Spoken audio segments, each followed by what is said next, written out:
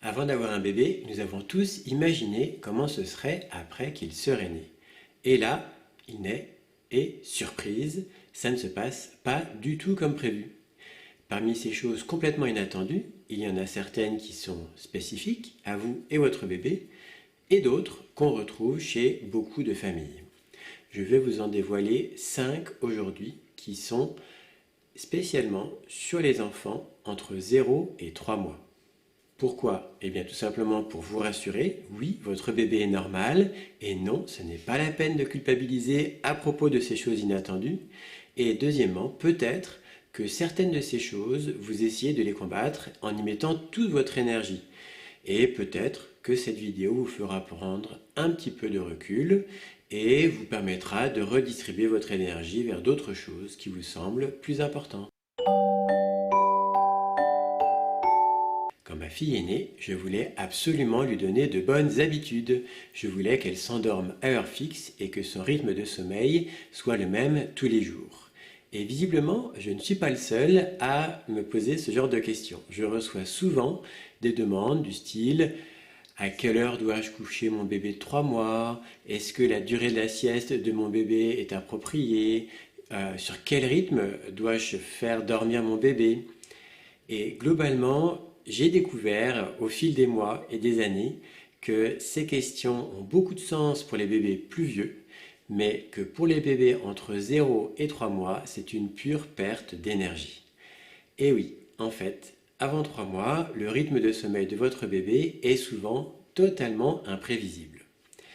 C'est très difficile à vivre pour les parents, c'est même très fatigant de ne pas pouvoir prévoir quand est-ce que votre bébé va dormir et quand est-ce qu'il va se réveiller, mais c'est malheureusement souvent le cas. Et donc, plutôt que de combattre ça, je vous propose de simplement faire avec, de lâcher prise et d'attendre que votre bébé ait 2-3 mois et que là, enfin, vous puissiez lui proposer des habitudes. Je souhaite tout de même vous donner quelques informations qui vous permettent de comprendre si votre bébé a un sommeil plus ou moins normal ou si, au contraire, il faut aller consulter. La plupart des enfants entre 0 et 3 mois dorment entre 14 et 20 heures par jour, répartis en plusieurs morceaux. C'est-à-dire que la durée de chaque morceau de sommeil dépasse rarement les 3 à 4 heures. Et ça, c'est assez déstabilisant quand on est parent, mais voilà, c'est vraiment la façon dont est structuré le sommeil d'un enfant entre 0 et 3 mois. Les siestes peuvent être longues ou courtes, ça peut être entre 10 et 20 minutes, mais un cycle de sommeil d'un bébé c'est plus souvent en 3 quarts d'heure environ, entre 40 et 50 minutes. Et ça peut faire plusieurs cycles de sommeil, donc ça peut aller jusqu'à 3 ou 4 heures de manière tout à fait standard. Il est sain et souhaitable que votre enfant se réveille la nuit pour manger. En effet, avant 2 mois, la taille de l'estomac de votre enfant ne lui permet pas d'avoir assez à manger pour toute la nuit. Pendant ses premières semaines de vie, votre enfant ne fera pas de différence entre le jour et la nuit, dans le sens où il dormira autant le jour que la nuit. Et au fur et à mesure qu'il va vieillir, il va dormir de plus en plus la nuit et de moins en moins le jour. C'est tout à fait normal, mais de notre point de vue de parent, ça n'arrive pas souvent assez vite. Nous aimerions bien que ça aille beaucoup plus vite que ça. Donc, vous avez compris que votre enfant dort entre 14 et 20 heures par jour, vous vous êtes dit « Ah, ça va être facile, il va dormir tout le temps ». Et là, surprise, en fait, votre enfant ne vous laisse pas un instant de repos. On peut même dire que c'est une spécialité des bébés de faire en sorte d'attirer toujours l'attention de la personne qui prend soin de lui. Pourquoi? Eh bien, c'est pour une raison de survie. Votre enfant a tout simplement besoin d'être sûr qu'il y a toujours quelqu'un qui s'occupe de lui. Et c'est une raison de sélection naturelle. Imaginez, au temps des hommes préhistoriques, 2 bébés avec leurs 2 mamans qui se promènent et qui s'arrêtent pour cueillir des baies. Les 2 mamans placent leur bébé par terre le temps de cueillir. Au bout d'un moment, l'un des bébés pleure, demande à sa maman finalement de l'attention et sa maman va s'en occuper, sa maman va le prendre avec elle et va le rapprocher d'elle et va faire en sorte de donner des soins à son bébé. Alors imaginez maintenant qu'il y a des prédateurs autour de ces 2 mamans et de leur bébé. À votre avis, Lequel des deux bébés a le plus de chances de survie? Celui qui fait en sorte d'être constamment très proche de sa maman, en l'appelant même en pleurant assez souvent, ou celui qui est très calme, qui n'appelle jamais sa maman? Eh bien, vous avez deviné, nous sommes les enfants, nous sommes les descendants des rouspéteurs. Nous sommes les descendants des bébés qui appellent constamment leur maman, qui appellent constamment leurs parents pour avoir quelqu'un à côté d'eux qui prend soin de lui. Et c'est donc pour ça que maintenant, nos bébés sont programmés par la sélection naturelle, tout simplement, pour attirer notre attention très très souvent. Que faire alors quand notre bébé nous demande de l'attention? Eh bien le plus simple, c'est de lui en donner. C'est vraiment un besoin chez lui que nous répondions à son appel d'attention. Soit s'il a faim en le nourrissant, soit de manière beaucoup plus simple, s'il a besoin d'un câlin, s'il a besoin d'être rassuré, en lui proposant ce câlin, en lui proposant des paroles réconfortantes, en lui proposant quelque chose qui va faire qu'il se sente aimé, qu'il se sente en sécurité. Peut-être que vous avez entendu dire que les enfants qui restent trop longtemps dans les bras de leurs parents deviennent capricieux. Peut-être que vous avez entendu dire que si vous répondez trop aux demandes de câlin de votre enfant, alors vous allez le gâter, vous allez vous allez en faire un enfant roi. Eh bien, c'est totalement faux.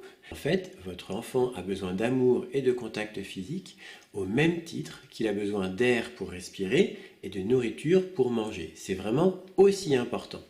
Et donc, ce besoin d'amour et de contact physique, vous pouvez lui donner par des câlins, par des caresses, par des mots réconfortants, par des mots d'amour. C'est Isabelle Filuza qui appelle ça remplir le réservoir d'amour de son enfant. Ça va faire grandir son estime de soi et c'est ça qui va faire qu'il va être de plus en plus indépendant et au contraire de moins en moins capricieux, tout simplement. Peut-être que vous avez noté que votre bébé, quand il s'endormit, il bouge beaucoup. Il est très agité.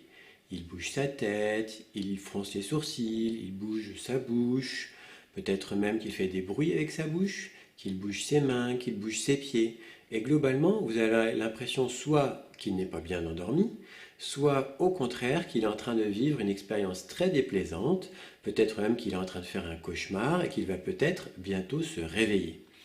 Eh bien, en fait, c'est tout à fait normal que votre bébé s'endorme en étant agité.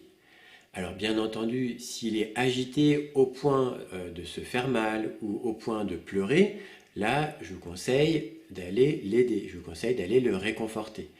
Mais s'il est simplement agité en dormant, eh bien, c'est tout à fait normal. Les enfants ont en fait, les bébés entre 0 et 3 mois, sont en fait deux phases de sommeil. Le sommeil calme et le sommeil agité.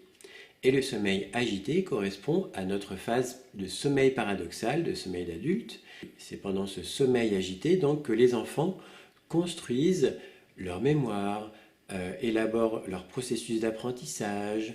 C'est pendant en fait ce sommeil agité que votre enfant construit son cerveau. Quand ma fille est née, j'étais persuadée qu'elle ferait ses nuits vers 2 à 3 mois. Et visiblement, je ne suis pas le seul. Beaucoup de parents aussi attendent de leur bébé qu'ils fassent leur nuit vers environ 2 à 3 mois. Alors pourquoi avons-nous tous ce message en tête? Eh bien tout simplement parce que c'est vers 2 à 3 mois que votre enfant a de moins en moins besoin de manger plusieurs fois par nuit. La taille de son estomac lui permet en général de tenir toute la nuit. Mais votre enfant ne se réveille pas seulement pour manger. Comme on l'a expliqué il y a quelques minutes, votre enfant se réveille aussi pour vérifier qu'il y a bien quelqu'un auprès de lui. Et il se réveille aussi des fois parce qu'il a besoin d'être rassuré. Et donc, je vous conseille vraiment de lui apporter ses caresses, ses mots d'amour aussi la nuit. Votre enfant en a besoin. Alors, ceci dit, que pouvons-nous faire pour améliorer le sommeil des enfants entre 0 et 3 mois et pour faire en sorte qu'ils se réveillent le moins possible? Eh bien, malheureusement, assez peu de choses. C'est-à-dire que tous les conseils que je vais vous donner, ça va améliorer très progressivement leur sommeil, ça va diminuer très progressivement leur réveil, mais ça ne va pas être magique. Donc, première chose, favoriser l'acquisition des rythmes circadiens, c'est-à-dire faire en sorte que votre bébé dorme de plus en plus la nuit et de moins en moins le jour. Et bien pour cela, tout simplement, il suffit de bien différencier le jour de la nuit.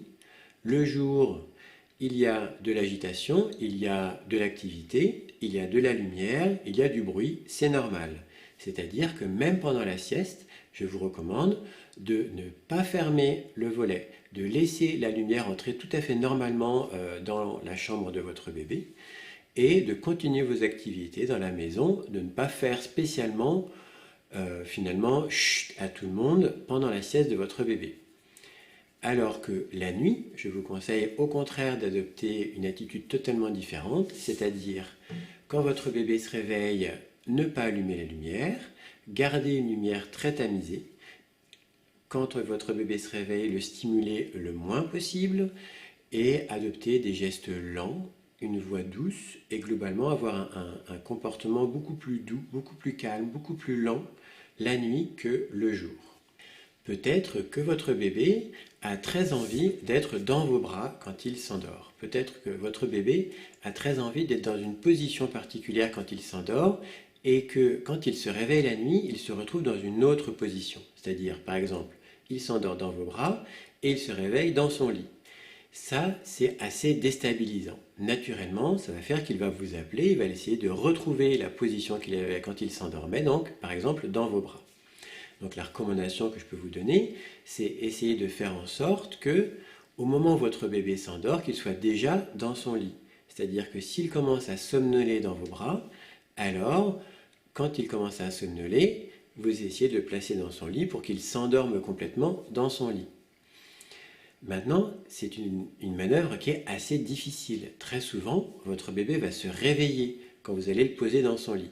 Et une des raisons pour laquelle il va se réveiller, c'est probablement qu'il va sentir la différence de température et la différence peut-être d'odeur même entre vos bras chaud et avec votre odeur et son lit froid et avec une odeur de drap de lit.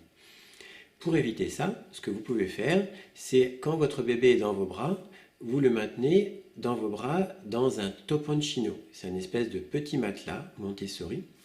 Et vous pouvez, quand vous avez votre bébé comme ça et qu'il somnole, vous pouvez poser votre enfant avec son toponcino, donc sur son matelas que vous aviez déjà dans vos bras, et ainsi, votre enfant ne ressent pas de différence de température quand il arrive dans son lit puisqu'il est déjà dans son toponcino. Donc pour trouver ça, vous pouvez aller chercher par exemple sur le magasin Etsy sur internet et vous tapez matelas toponcino Montessori, vous tomberez tout de suite dessus. Et enfin, les deux derniers facteurs qui permettent d'encourager naturellement le sommeil de votre bébé, ce sont le cododo et l'allaitement. Mais comme ce sont des facteurs très personnels, des choix très personnels, eh bien j'en parlerai dans une autre vidéo. En conclusion, s'occuper d'un bébé entre 0 et 3 mois, ce n'est pas de tout repos. C'est même très très éprouvant pour les parents. Vraiment, je compatis avec votre situation. Je l'ai éprouvé moi-même et c'était vraiment très difficile. Cette vidéo vous aura peut-être permis de comprendre que si votre bébé se réveille autant, si son sommeil est aussi exigeant envers vous, eh bien c'est parce que cela correspond à ses besoins. Et donc j'espère que cette vidéo vous permettra de prendre un petit peu de recul et d'être un peu plus serein avec votre bébé. Si vous souhaitez diminuer le nombre de réveils de votre bébé la nuit, vous pouvez télécharger mon guide gratuit des 6 méthodes bienveillantes que je vous propose avec le lien ci-dessous dans la description. Il suffira pour cela de fournir votre adresse email et vous recevrez immédiatement le guide dans votre boîte mail. Je vous souhaite beaucoup de bonheur avec votre bébé et prenez soin de vous.